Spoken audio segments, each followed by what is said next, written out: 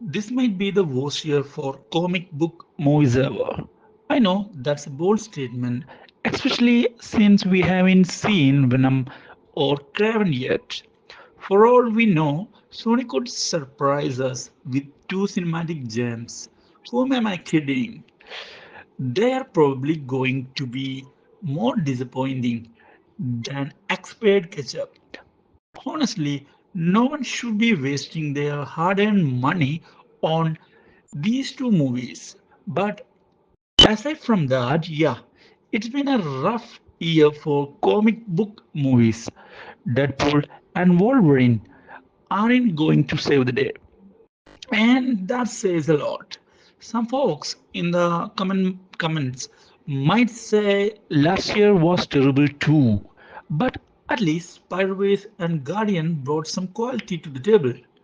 Looking back at 2010s, it's hard to find a bad year for comic book films, especially when Marvel was consistently delivering hits. If we want to talk about a bad year, though, we can definitely revisit 2029. Watchmen didn't make much of the impact back then. On the upside, it's been a fantastic year for comic book shows.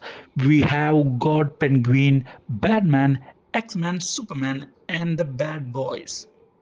If we ignore Echo and Agatha, we are actually in a good place, better than the Fox in the beer. Speaking of shows, this year has been impressive overall. I usually prefer movies, but series like The Bear, Terminator Zero, and even Knuckles have pulled me in more than films have lately. But back to comic movies, they have been pretty disappointing at this time around. I would rather watch BTS music videos on repeat than sit through most of these films again, except for Deadpool.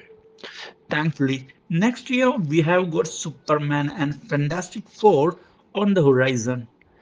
I'm really hoping those will lift our spirit because the last thing I want is to pay for movies like Joker and come out feeling like I have just been hit with a wave after wave of depression like a fish stuck in the classroom tank. What's your opinion?